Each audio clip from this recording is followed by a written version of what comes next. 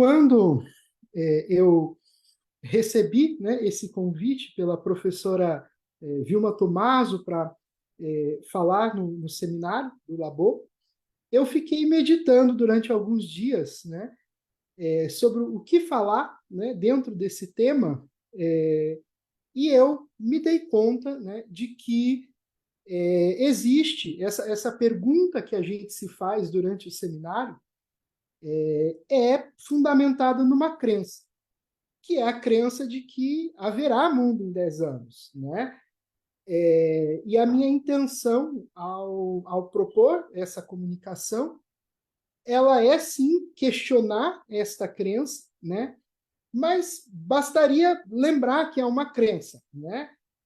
Mas eu tenho como intuito também argumentar que pensar 10 anos para frente tem um ponto de partida. E esse ponto de partida só pode ser o hoje. E eu não mencionei de uma maneira direta o intelectual Fabrice Radiad no título, mas ele tem sido o intelectual que eu estudo no meu doutorado, já em fase de conclusão, e certamente eu preciso também dar os créditos a ele, que me ajudou a refletir sobre toda esta questão. Mas, afinal, de que apocalipse que eu estou falando? Existem alguns momentos que a gente precisa passar para refletir essa questão de um apocalipse, de um fim do mundo, né?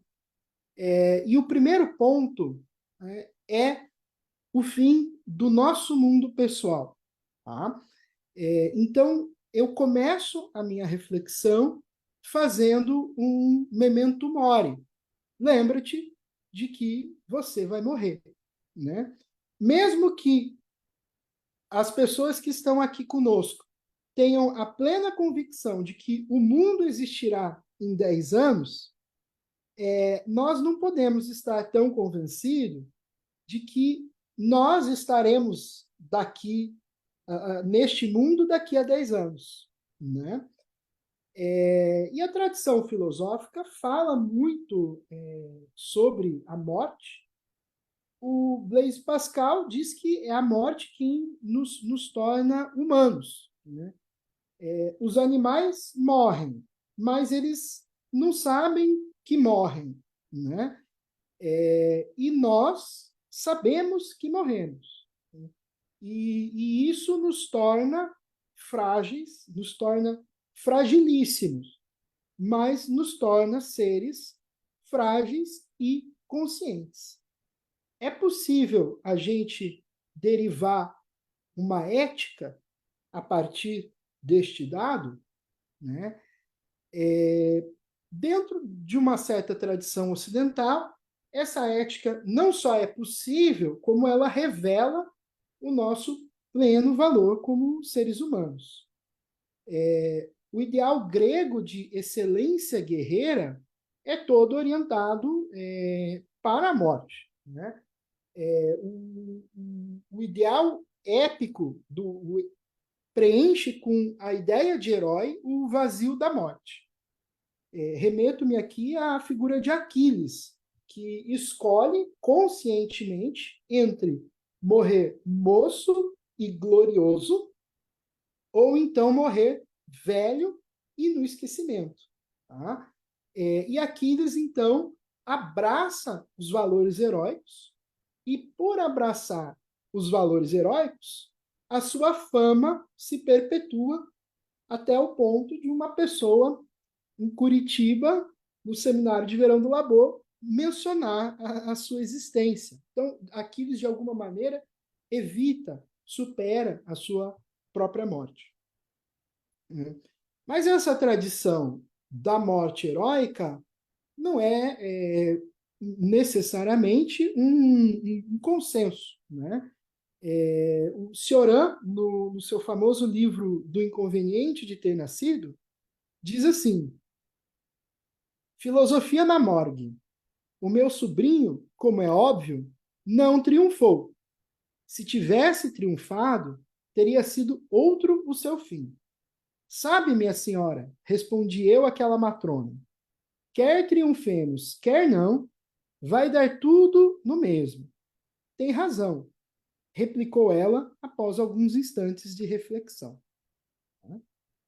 Vai dar tudo no mesmo, como diz o Cioran, ou como diz nossa querida Rita Lee, né? Tudo vira.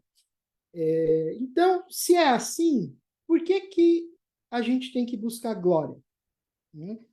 O Tertuliano é testemunha de que, durante o triunfo romano, atrás de um César triunfante, que havia ganho uma guerra e estava sendo celebrada por toda Roma, havia um homem que alertava: lembra-se que és um homem.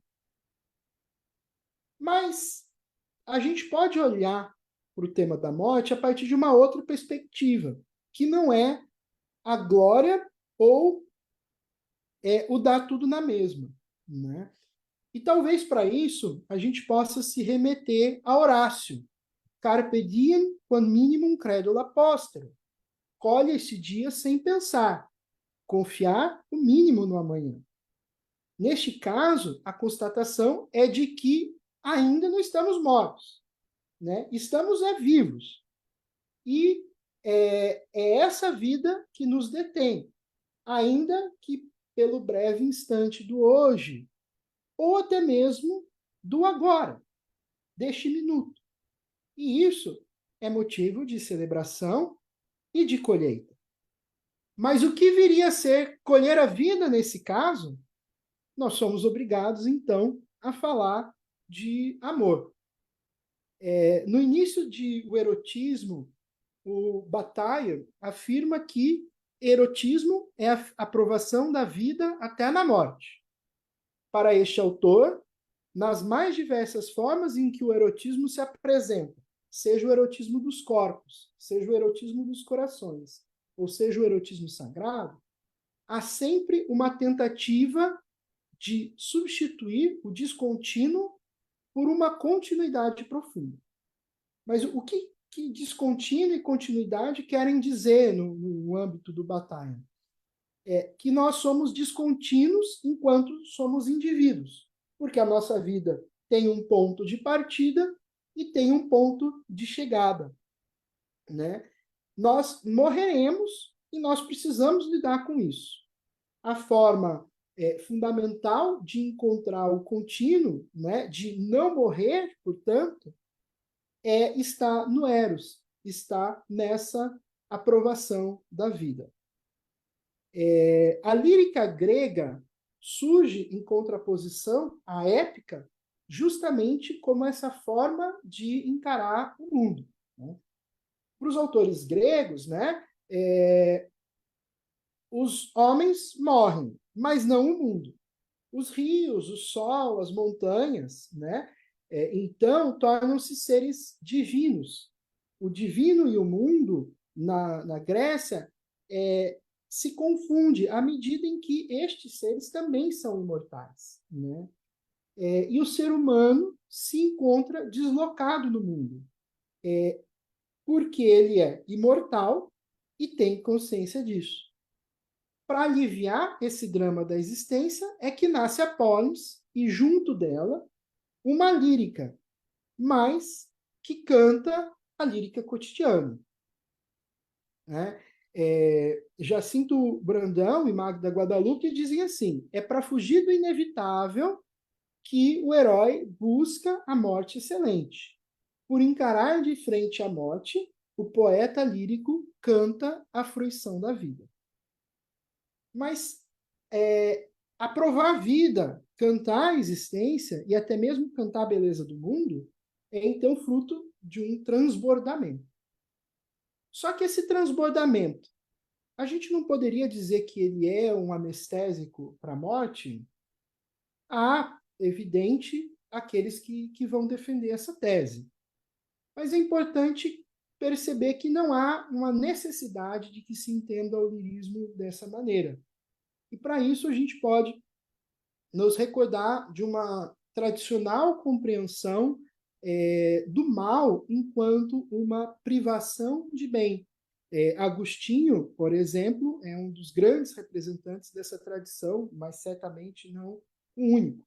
E nesse caso, a angústia que nós temos diante da morte, tá, não é uma experiência alheia à vida, mas é, antes de tudo, a experiência da privação ou da possível privação da vida. É antes porque nós nos maravilhamos diante do mundo que nós somos capazes de sentir dramaticamente a sua perda. Nós só temos dor diante da experiência da morte porque nós nos deslumbramos em algum momento com a vida que foi obtida. E falar nesse maravilhamento que nós temos diante da vida e diante de uma experiência de ser alguém no mundo, né, vai nos levar, então, a uma segunda consideração do Apocalipse, que é justamente essa noção de fim do mundo, tal qual se entende cotidianamente. O Fabrice Haddad fala muito que o Apocalipse está na moda entre os intelectuais. No debate público, né, sempre se fala de um certo fim coletivo. Né? Eu menciono, por exemplo, a crise ecológica que nós estamos vivendo, né, e que tudo indica que vai piorar nos próximos anos. Mas eu faço a ressalva diante dessa observação do Haddad, que mais do que um fim do planeta Terra ou um fim do universo, o que essas crises que a gente fala trazem como possibilidade é a extinção de certas formas de vida no planeta, né? Entre elas a nossa própria vida humana. Né?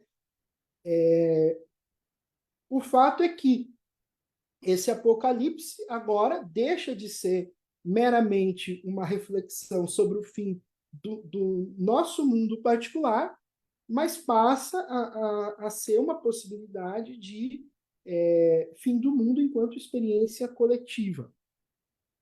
E quanto a essa possibilidade, a gente precisa fazer uma distinção entre o mundo judaico-cristão e o mundo grego, tá? Porque o mundo judaico-cristão compreende o mundo, o tempo, como algo inexorável, uma flecha que só caminha para frente, enquanto o mundo grego pensa nos ciclos, pensa no reinício, no sol que se põe e se renasce no dia seguinte. Né?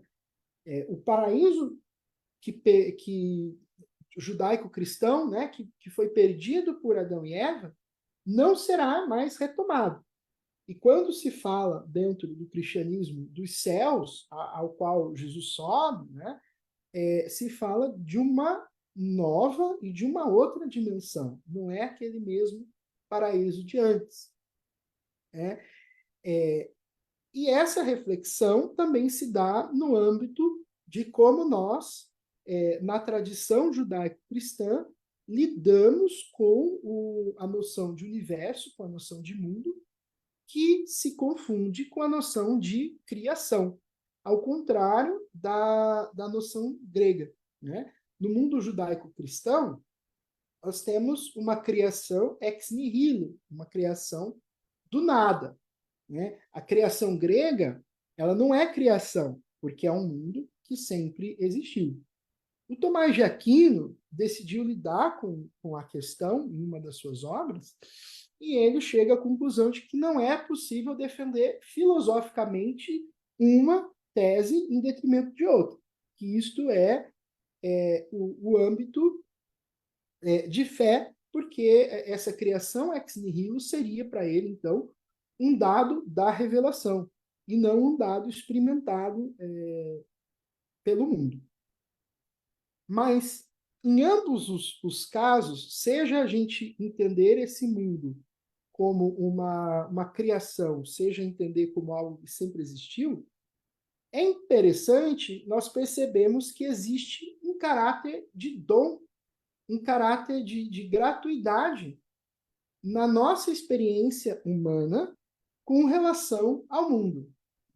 se nós coexistimos com um mundo que traz para nós experiências de maravilhamento, né, a ponto de nós experimentarmos a angústia porque vamos partir deste mundo, né, é absolutamente injusto que essa experiência, né, que nos foi totalmente dada, seja interrompida por nossa responsabilidade. Né?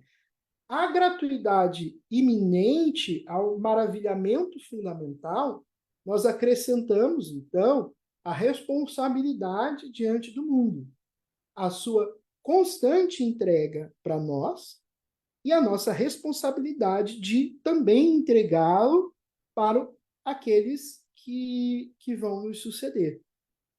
E entregá-lo como experiência de maravilhamento e de maravilhamento cada vez maior.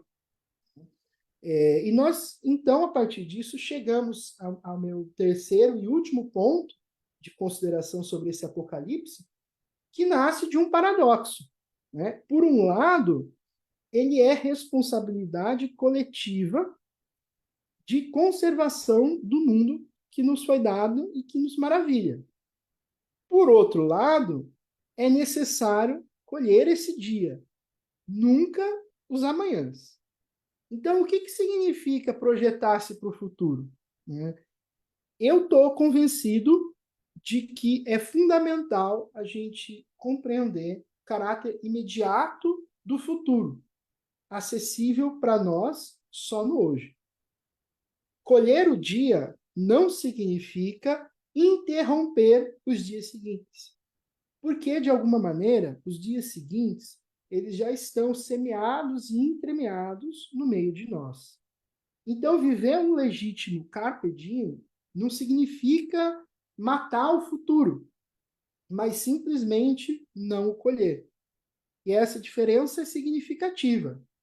Projetar-me para o futuro, levantar certas expectativas sobre os nossos planos e, por que não, sobre os nossos fracassos para daqui a 10 anos, né, não pode incluir uma posse do futuro como se essa fosse a colheita definitiva. O Epicuro diz assim: o porvir não é nem totalmente nosso, nem totalmente não nosso. Como que podem, então, nos inspirar essas palavras? Né? O acesso ao futuro nos é restrito, né? E abordá-lo como se fosse o hoje é uma atitude de colocar-se como proprietário dos tempos, como proprietário do mundo, o que é, ao menos, um traço no instinto de um pensamento egóico infantil. Mas é possível entrever, a partir do hoje, pelas cortinas do futuro, não para colher o futuro, mas para deslumbrá-lo, para que aumente o desejo que existe no hoje e para nos remeter a uma tarefa fundamental, de que se nós não colhemos o que precisamos para o hoje, e essa, então, é a nossa responsabilidade fundamental, o amanhã também será comprometido. O Apocalipse, portanto, é já, mas é não ainda.